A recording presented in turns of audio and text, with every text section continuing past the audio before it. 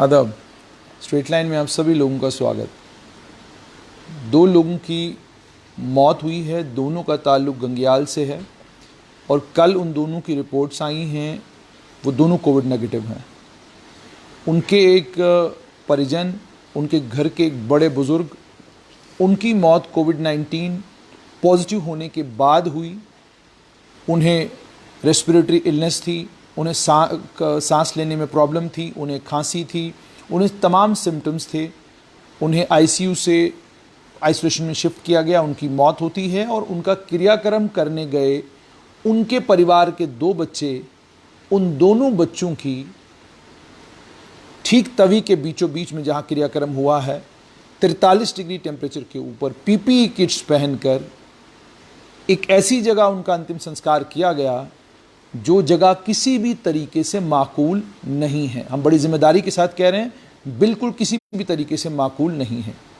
लेकिन सवाल बड़ा ये है कि किसने जम्मू कश्मीर के प्रशासन को ये इजाज़त दी कि वो पब्लिक प्रेशर में आकर शमशान घाटों की जगह आइसोलेटेड जगहों पर कोविड-19 के कारण जिन लोगों की मौत होती है उन लोगों का अंतिम संस्कार करने की इजाज़त दे। क्यों नहीं होता अंतिम संस्कार शमशान घाट में? लोगों के बीच में इतना डर, इतना खौफ, इतनी घबराहट क्यों है? और कैसे मुमकिन हो पाया शास्त्रीनगर के शमशान घाट में 2 कोविड पॉजिटिव पेशेंट्स का संस्कार? इसी पर बात करने के लिए मेरे साथ हैं आरटीआई एक्टिविस्ट और अपने आरटीआई के चलते, उस संघर्ष के चलते शायद पूरे देश भर में जिनका नाम है बलविंदर सिंह जी। पहले बहुत बहुत स्वागत आपका। और आप बधाई के पात्र हैं कि आपने शास्त्रीनगर के शमशान घाट में, चूंकि चेयरमैन हैं वहाँ के, आपने वहाँ पर 2 कोविड पॉजिटिव पेशेंट, दोनों का अंतिम संस्कार करने की इजाज़त भी दी, कोई हंगामा भी नहीं होने दिया। सबसे पहले आपसे समझना चाहूँगा, क्या आपको नहीं लगा कि जो लोग आस पड़ोस में हैं वो हंगामा कर सकते हैं, आपके ऊपर इल्ज़ाम लग सकता है, पब्लिक प्रेशर आ सकता है? देखिए जुनैद जी, सबसे पहले बड़ी बात तो ये है कि आज आप अगर देख रहे हैं, कहीं पर मार्केट में जाते हैं, लोग जो सरकार की तरफ से दी हुई गाइडलाइंस का पालन करते हैं। सरकार ने अगर कहा भाई मास्क पहनना मैंडेटरी है तो लोगों ने मास्क पहना। सरकार ने तो साबुन से हाथ धोने हैं, हर थोड़ी देर के बाद हाथ धोने हैं, ताकि इन चीज़ों से ही इसकी स्प्रेडिंग होती है, हम टच करते हैं। मेरा मत अगर कहीं अथॉरिटी से कोई बात आती है तो वो लोग मानने के लिए तैयार हैं। लेकिन मैं हैरान होता हूँ, जहां हम ये कहते हैं कि कोविड के लिए, कोविड की जंग को लड़ने के लिए वार फुटिंग्स पे हर रियासती सरकारें काम कर रही हैं, और मैं ये आपके माध्यम से भी कहूँगा कि कहीं पर नेगेटिविटी फैलाने का हमारा मकसद नहीं है कि सरकार को हर चीज़ के लिए क्रिटिसाइज करना, नहीं। जहाँ तक वो कोविड के साथ टैकल कर रहे हैं, उसको देख रहे हैं, अप्रिशिएट करता हूँ। हमारे फ्रंट लाइन वॉरियर्स हैं, बड़े अच्छे तरीके से उसको मैनेज कर रहे हैं, डिस्ट्रिक्ट एडमिनिस्ट्रेशन भी देख रही हैं। लेकिन कहीं ना कहीं ये जो फैसले हैं, ये कहीं ना कहीं हायर अथॉरिटीज, एडमिनिस्ट्रेटिव डिपार्टमेंट्स पे लिए जाते हैं, चीफ सेक्रेटरी के फैसले हैं वो लिए जाते हैं। आज तक इन्होंने ऐसा फैसला क्यों नहीं किया? होना था एज ए चेयरमैन, भाई हमने यहाँ पर कन्फर्म कोविड पेशेंट है, इसकी क्रिमेशन करनी है, क्योंकि मुझे अवेयरनेस थी। मैंने ये जो गाइडलाइंस WHO की हैं और गवर्नमेंट ऑफ इंडिया की हेल्थ एंड फैमिली वेलफेयर की गाइडलाइंस पड़ी हुई हैं, उसमें ये चीज़ क्लियर लिखी है कि डेड बॉडी के बाद कोई भी वायरस इन्फेक्शन नहीं फैलती, और पेरेंट्स को इजाज़त, उनके जो अटेंडेंट्स हैं उनको इजाज़त दी जाए कि वो अपने रिचुअल्स परफॉर्म करें, चाहे वो बरियल में हो चाहे वो क्रिमेशन में हो, वो कर सकते हैं कहीं पर, क्योंकि वो उसको डिसइंफेक्ट करके बॉडी लाई जाती है, उसको पीपी किट में पैक किया जाता है, कहीं भी वायरस इन्फेक्शन फैलने का डर नहीं है। सो मैं समझता हूँ अगर सरकार को ये चीज़ें पता है, गवर्नमेंट ऑफ इंडिया की ये गाइडलाइंस हैं, तो मैंने पढ़ी हैं, इसलिए मैं एज ए चेयरमैन मैंने ये अपना दायित्व समझा कि ये पब्लिक प्लेस है, हम किसी की डेड बॉडी को वैसे डिनाई नहीं कर सकते, भाई यहाँ उसकी क्रिमेशन नहीं करने देंगे। हम कौन होते हैं? पब्लिक प्लेस है, जो हमारी जुरिस्डिक्शन में फॉल करता है। मैंने उस वक्त भी SHO साहब को ये कह दिया था, भाई मेरी जुरिस्डिक्शन में जो भी किसी की कोरोना पेशेंट की डेथ होगी, हम उसको बिल्कुल डिनाई नहीं करेंगे। बेशक मेरे कमेटी के कुछ लोग मेरे से सेटिस्फाई नहीं थे और पब्लिक में थोड़ी सी रिजेंटमेंट थी, उनको भी मैंने अच्छी तरह से समझाया। ये गाइडलाइंस जो थी, ये मैंने उनको बताई, भाई ये गाइडलाइंस है, इसके मुताबिक आपको डरने की कोई जरूरत नहीं है डेड बॉडी से कोई भी। तो मैं सरकार की तरफ से ये काफ़ी देर पहले भी हमने ये डिमांड की थी, इवन कि मैंने दिल्ली में भी हेल्थ मिनिस्टर साहब को भी लिखा, भाई अगर ये गाइडलाइंस आपकी ठीक है, आप समझते हो भाई इससे कोरोना वायरस फैलता नहीं है, तो हर जगह लोगों पे क्यों छोड़ दिया गया है? लोगों के रहमो कर्म पे क्यों छोड़ दिया गया है? भाई वो क्रिमेशन होगी या नहीं होगी, ये कौन डिसाइड करेगा? ये कोई कारपोरेटर डिसाइड करेगा? ये कोई मेरे जैसा शख्स डिसाइड करेगा भाई ये क्रिमेशन उसकी होने दें या नहीं, उसकी बरियल होने दें या नहीं होने दें? किसी ग्रेव यार्ड में कोई जाए वो कहने जी यही इर्द गिर्द में लोग रहते हैं, इससे कुछ होगा? ये सरकारें डिसाइड करेंगी, those who are at the helm of affairs. भाई इनसे क्या फर्क पड़ता है? अगर उनकी तरफ से कोई मनाही की जाती है भाई किसी भी डेंसली पॉपुलेटेड एरिया में इसकी नहीं करनी क्योंकि इससे कोरोना वायरस फैलता है, फिर तो मैं बात समझ आती है। जब आपकी गाइडलाइंस कहती हैं भाई कोई फर्क नहीं पड़ता, फिर कौन होता है कारपोरेटर? किसने अथॉरिटी दी भाई वो किसी को रोक सके? बलवंत सिंह जी, आपसे ये जानना चाहूँगा कि आपने इस इशू को लेकर, जो मैंने सुना है, जो आपने बताया भी कि आपने लेफ्टिनेंट गवर्नर को भी चिट्ठी लिखी, आपने आरटीआई भी डाली है, कि जो आपने बार बार गुजारिश की भाई आपने क्या कोई ऑर्डर निकाला है, कोई गाइडलाइंस निकाली हैं, क्या आपने बताया है कि कहाँ पर आपने क्रिमेशन करना है, कहाँ पर आपका ब्यूरल होगा, तो उस सिलसिले में क्या कुछ हुआ? देखिए, पहली प्रेस कॉन्फ्रेंस में भी हमने ये सब इनको इनसे ये सबमिशन की थी एडमिनिस्ट्रेशन से, भाई आप अपने लेवल पे ये लोगों को थोड़ा अवेयर कीजिए, क्योंकि अगर कारपोरेटर ने रोका तो मैं समझता हूँ कारपोरेटर ने, क्योंकि एक बड़ा फियर साइकोसिस जो एक सुबह से लेकर चैनलों में जो बात चलाई जाती है, लोगों में इस कदर दहशत है दिमाग में कि वो कोरोना से के नाम से ही घबराते हैं। उनको कहीं या कहीं ये डर है भाई इसकी क्रिमेशन होगी तो येगा। तो उस चीज़ को देखते हुए सरकार से हमने कहा था यहाँ तो आप ये डिसाइड कर लीजिए पर जिसकी जहाँ जुरिस्डिक्शन है वहाँ क्रिमेशन होगी। एक अगर आप समझते हो ऐसा नहीं है, ये लोगों के लिए एक थ्रेट परसेप्शन लोगों के लिए ठीक नहीं है, तो आप हर डिस्ट्रिक्ट में कोई एक ऐसी लैंड आइडेंटिफाई कीजिए जहां पर जाके जिस वक्त किसी की डेथ होती है it should be done in a dignified way. ये नहीं डेड बॉडी को आप ले जाकर पुरखू की तरफ लेके गए, पिछली डेड बॉडी को दोमाना में वहां आग लगाई गई। आग लगाने के बाद मोहल्ले वाले इकट्ठे होकर आ गए, पानी बाल्टियां लेके आ गए, उसके ऊपर पानी फेंका, हाफ बर्न्ड डेड बॉडी, वहां से एडमिनिस्ट्रेशन उठ के रात को फिर भागी। ऐसा क्यों किया जाता है? तो उसको लेकर फिर तवी के किनारे पे जाके उसको बुरी तरीके से, मैं समझता हूँ बड़ी बेहरुमती की गई इस डेड बॉडी के साथ, तो उसको वहां ले गए। उसके बाद ये चीजें देखते हुए मैंने जो हाईएस्ट कॉन्स्टिट्यूशनल पोस्ट पे बैठे हुए हैं हमारे लेफ्टिनेंट गवर्नर साहब, मैंने समझा उनको उनकी इंटरवेंशन इस चीज़ में बड़ी ज़रूरी है, क्योंकि छोटे लेवल पे किसी ने सुना नहीं। तो फिर मैं ये बताना चाहूँगा दर्शकों को कि ये मेल आईडी मैंने एक मेल जो 17 तारीख को मैंने मुर्मू साहब को ये लेटर लिखी, उसमें ये सबमिशन की, विद ड्यू रिगार्ड सबमिशन की, पर आपकी हाईएस्ट अथॉरिटी है आपकी, आप खुद भी ये मैसेज एक पब्लिक को दे सकते हो, आपका दिया हुआ मैसेज मैटर करता है। तो उसके अलावा अगर आप खुद नहीं करना चाहते, आप जो फाइनेंशियल सेक्रेटरी हैं हमारे health and medical education Dulloo साहब को कहिए, हमारे चीफ सेक्रेटरी साहब को कहिए, डायरेक्टर हेल्थ को कहिए, नोडल अफसर हैं डॉक्टर भूपिंदर कुमार जी, आप उनको कहिए कि थ्रू इलेक्ट्रॉनिक और प्रिंट मीडिया लोगों को इसके बारे में अवेयर करें और लोगों को ये कह दें भाई कोई भी ऐसी हिम्मत ना करे कि किसी की कोरोना पेशेंट की डेड बॉडी उसकी जुरिस्डिक्शन में ना होने दे, तो सरकार उसके खिलाफ कड़ी कार्रवाई करेगी। अगर आप समझते हो ऐसा नहीं है तो फिर एक लैंड आइडेंटिफाई कीजिए ना, वहां पर जाके जब डेथ होने के बाद आप मीटिंग बैठाते हो, सोचते हो आप इसको कहाँ लेके जाएं, किस जगह लेके जाएं, कहाँ लोग खपने डालेंगे, ये कौन सा सिलसिला है, ये कौन सी एडमिनिस्ट्रेशन है? मैं एक चीज़ और गवर्नमेंट को सलाह देता हूँ, यहाँ जोगी गेट में इलेक्ट्रिक क्रीमेटोरियम बहुत देर का पड़ा हुआ है। इसकी पहले भी 2-3 साल पहले मैंने आवाज़ उठाई थी, पर ये एक तो लकड़ की बड़ी शॉर्टेज चल रही है, लकड़ को बचाने के लिए इलेक्ट्रिक क्रीमेटोरियम हिंदुस्तान की हर रियासत में चल रहा है, कलकत्ता में है, दिल्ली में है, पंजाब में है, तो यहाँ क्यों ना स्टार्ट किया जाए? अभी भी मेरी सबमिशन है, अगर आप इस इलेक्ट्रिक क्रीमेटोरियम को, ये मशीन ठीक नहीं है, इमीडिएटली 2-3 दिन के अंदर मशीन इंस्टॉल होती है, तो इसको जैसे गांधीनगर को हॉस्पिटल को आपने कोविड हॉस्पिटल डिक्लेयर किया है, ऐसे अलग अलग हॉस्पिटल को, चेस्ट डिजीज हॉस्पिटल को आपने कोविड, तो इसको भी ये कोविड पेशेंट के लिए ही रख लें। भाई यहाँ जो इलेक्ट्रिक क्रीमेटोरियम सिर्फ क्रीमेटोरियम इसके लिए रख लें कोविड पेशेंट्स के लिए, ताकि जो लोग जो पहले तो घर वाले ही बॉडी डिसाउंड करते हैं, आजकल बॉडी लेने के लिए तैयार नहीं होते, only because of lack of awareness. तो अगर घर वाले लेते भी हैं फिर उनको कभी गाड़ी में बैठा के एक जगह ले जाते हैं, धूप में 45 डिग्री में जाके लेके इनको पीपी किट डाल के, कोविड पेशेंट की तो डेथ हुई, चलो वो सदमा था, कोई उसके साथ अटेंडेंट उसके दो नेफ्यू जिनकी डेथ हुई, ये बड़ी हैरान करने वाली है और शर्मसार बात है। बलवंत सिंह जी, आपने ये भी सुना होगा, आज तो अखबार में पढ़ने को मिला कि एक मेडिकल बोर्ड बनाया गया है जो उनका पोस्टमार्टम जिसने कल किया है और उसके बाद डेड बॉडीज़ उनको हैंड ओवर की गई हैं, लेकिन 5 घंटे तक इन 2 भाइयों में से एक भाई वहीं पर गिरा रहा, तवी के किनारे पर रहा, और आज 3 दिन हो चुके हैं, एडमिनिस्ट्रेशन ने किसी के खिलाफ कोई कार्रवाई नहीं की, और जिन्हें ये जिम्मेदारी दी गई थी कि आप जो हैं इंश्योर करेंगे कि प्रॉपर तरीके से हिंदू जो रिचुअल्स हैं उनके मुताबिक जो है इनका अंतिम संस्कार होगा, उन्हें ही इंक्वायरी अफसर बनाया गया कि आप इंक्वायरी करिए, मालूम करिए और रिस्पॉन्सिबिलिटी फिक्स करिए और कॉज ऑफ डेथ मालूम कीजिए। कॉज ऑफ डेथ तो आपको मेडिकल बोर्ड बताएगा। तो आपको नहीं लगता कैरलेसनेस है और इनको कोलेटरल डैमेज के तौर पर जो है कोविड-19 पॉजिटिव पेशेंट्स की जो मौत होती है वैसे देखा जाता है, और दूसरा दुखद ये कि आज के इस कोविड-19 के इस कहर के बीच में अगर दो घर के लोग, दो परिवार के लोग और एक इनका अपना बेटा, वो अगर इतनी दूर से गंगयाल से वहाँ पहुँच गए कि जी हम भी शामिल हो जाएं इनके अंतिम संस्कार में, तो उनकी मौत होना, और आज 3 दिन हो गए रिस्पॉन्सिबिलिटी फिक्स नहीं हुई, एक ऑर्डर निकाल के सब चुपचाप करके बैठ गए। देखिए, जब सरदार साहब की डेथ हुई जो प्रीतनगर में, तो उस वक्त जब प्रिंसिपल साहब से मेरी बात हुई, उनसे बात हुई भी आप लोग उनको कॉर्पोरेट गेम नहीं करते। वो कहते जी हम क्या करें, जब घर वाले ही नहीं आते, जब घर वाले नहीं आएंगे तो हमारी एडमिनिस्ट्रेशन की तरफ से कौन जाएगा। अब जब घर वाले भी आए, उसके 2 नेफ्यू आए, उसको बेटा आया, जो आपकी एसओपीज कहती हैं वो क्या कहती हैं? क्या वो ये कहती हैं कि आप ओपन में इनको 45 या 43 डिग्री टेम्परेचर में पीपीई किट पहना दो और वो भी 3-4 घंटे पहन कर रखें? या तो आपको ये सोचना चाहिए कि किस जगह पे लेके जा रहे हैं, और पीपीई किट क्या ये उसको टॉलरेट कर पाएंगे? नहीं, क्योंकि ह्यूमिडिटी होती है, बड़ा टेम्परेचर उसका पीपीई किट में होता है।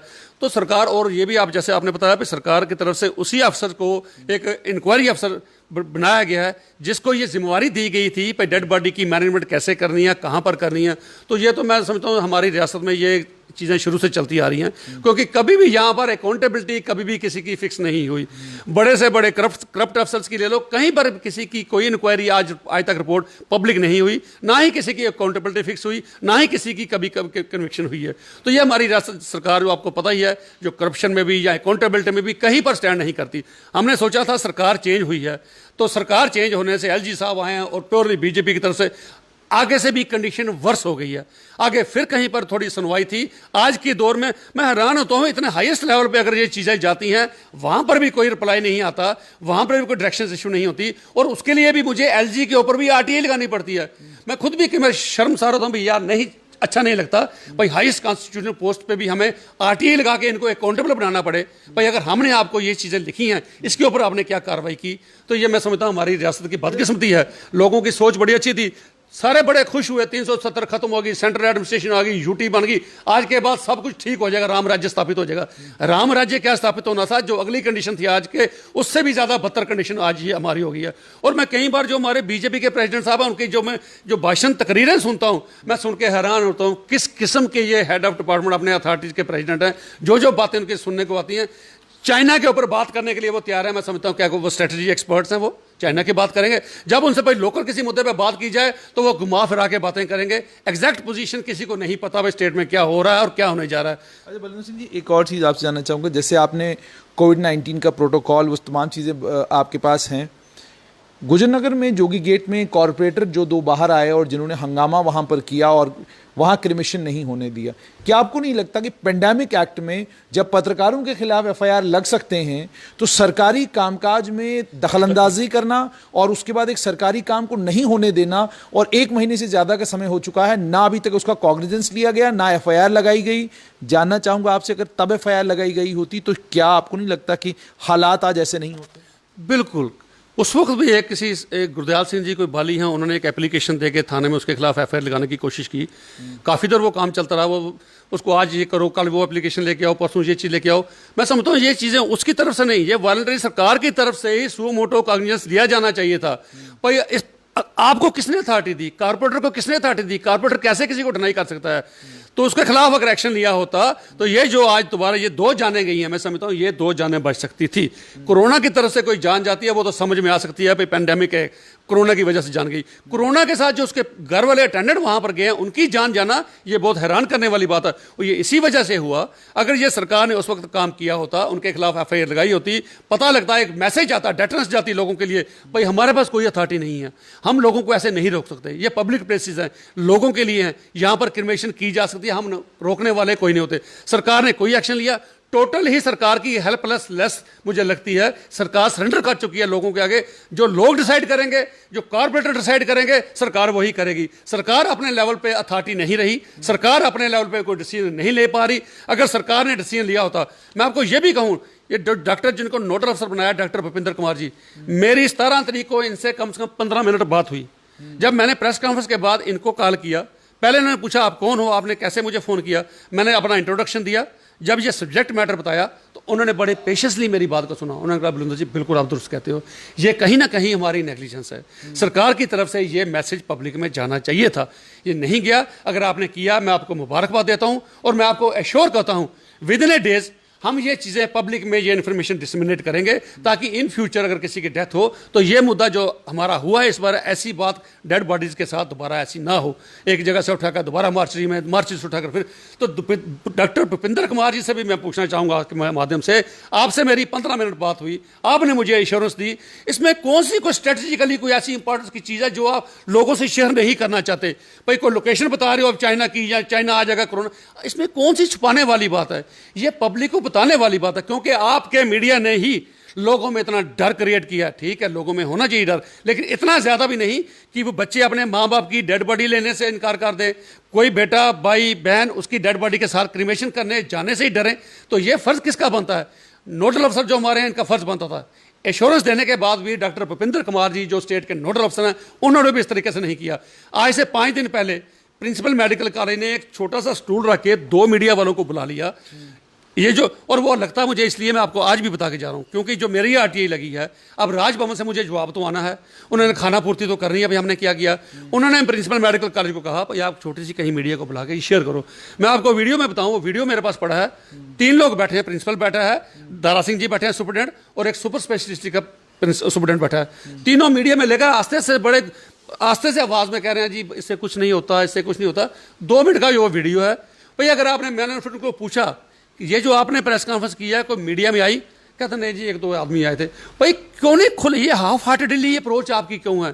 क्यों खुले में आप जाके, बाकी अगर आपने कोई अपने लोरा पीटना होता भी, आपने हमने ये अचीवमेंट की तो आप बड़े जोरों शोरों से पीटते हो। क्यों नहीं एक फुल फ्लैज प्रेस कॉन्फ्रेंस बुलाते? इलेक्ट्रॉनिक प्रिंट मीडिया सब है, क्यों ये चीजें उस मीडिया में नहीं देते? क्यों चोरी छुपे कमरे में? एक चीज बलवंत सिंह जी और आपसे जानना चाहूंगी, तो डॉक्टर्स का है, लेकिन मेरा सिंपल सीधा सवाल ये है कि काम प्रशासन का है। जब एक कोविड पॉजिटिव पेशेंट की डेथ होती है वो प्रशासन के हाथ में उसके बाद आ गया, क्योंकि जाहिर सी बात है इन्फेक्शन को रोकना और इस पेंडेमिक के बीच में इस पेंडेमिक को फैलने न देना, ये काम प्रशासन का है। अगर प्रशासन के अधिकारी अपना काम नहीं कर रहे, और उसके बाद साथ में दूसरा ये समाजसेवी संस्थाएं हैं, धार्मिक संस्थाएं हैं, राजनीतिक दल हैं, बड़ा लंबा चौड़ा एक सिलसिला है।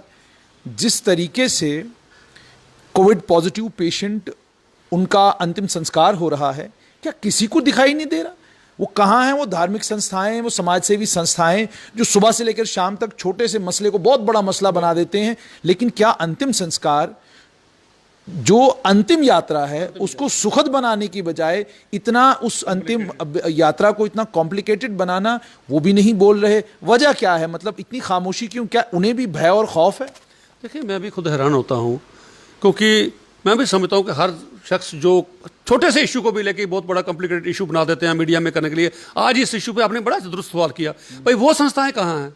और मैं सरकार को भी, मैं कहता हूँ सरकार को भी चाहिए, एडमिनिस्ट्रेशन को भी चाहिए कि जो लोकल लोगों को, जो एक्टिविस्ट हैं, जो लोकल एनजीओज हैं, जो लोग सोशल, जो धार्मिक संस्थाएं, उनको भी इन्वॉल्व करके कहीं ना कहीं एक मीटिंग कन्वीन कर देनी चाहिए, ताकि वो भी लोगों, अपने लोगों में, गुरुद्वारों में, मंदिरों में, मस्जिदों में, वो भी ये मैसेज कन्वे कर दें लोगों को, भाई ये चीज़ ऐसे होनी चाहिए, जो किसी की डेथ हुई है वो डिजर्व करता है कि डिग्निफाइड तरीके से उसका बरियल हो, डिग्निफाइड तरीके से उसकी क्रिमेशन हो। इसको करने के लिए समाज को भी कहीं ना कहीं से, बिल्कुल आपने ठीक कहा, समाज का भी ये दायित्व बनता है कि वो कहीं ना कहीं आगे आए, अपने लोगों को ये मोटिवेट करें भाई इन चीज़ों से घबराने की जरूरत नहीं है। ठीक है, जैसे ट्यूनिंग रखी जाती है मोबाइल में कि बीमारी से नफरत करो, बीमार से नहीं।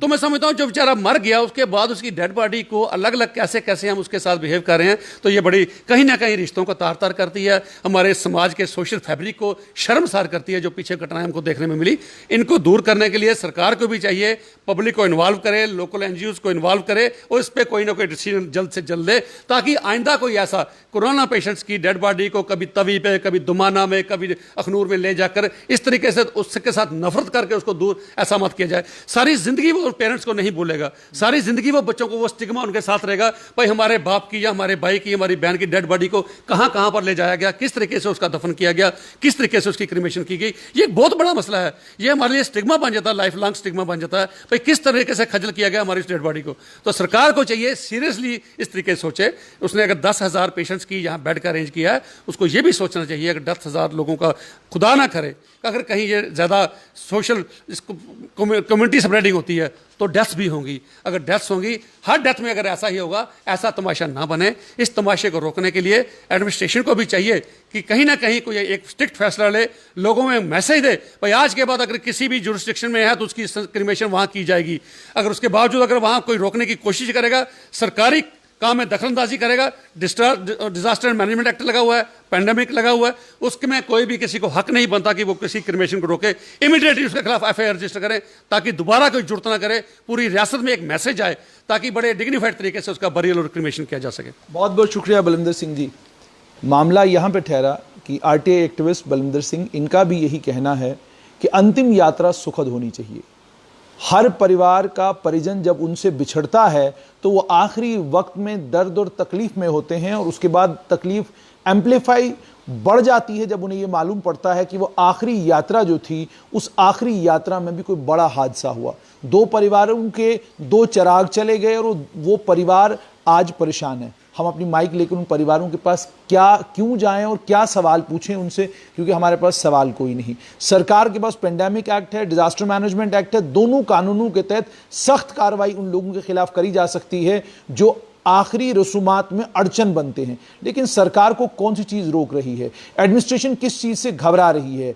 ये घबराना डरना राजनीतिक लोगों का काम है, क्योंकि उन्हें लोगों से वोट मांगना है। आपको लोगों से वोट नहीं मांगना है, आपको कानून व्यवस्था का लोगों से पालन करवाना है। यदि आप ऐसा नहीं करवा पा रहे तो उच्च स्तर पर बैठे हुए अधिकारियों को सोचना चाहिए कि जिनके हाथों में हमने बागडोर दी है, क्या वो ठीक तरीके से अपना कामकाज कर रहे हैं। कोविड-19 पेशेंट्स को लेकर अगर उनकी मौत होती है, ये सोचिए, ये समझिए कि अंतिम संस्कार बिल्कुल सेफ है, किसी किस्म का कोई इन्फेक्शन उससे नहीं फैलता। मैं बड़ी जिम्मेदारी से कह रहा हूं। और अंतिम संस्कार करने में बाधा बनना पाप है, धार्मिक तौर पर पाप है और कानूनी तौर पर जुर्म है। लेकिन क्या जम्मू का प्रशासन कानून समझाना और कानून को इंप्लीमेंट करने का काम करेगा? अगर ऐसा होगा तो आपको जरूर बताएंगे। दीजिए इजाजत, आदाब।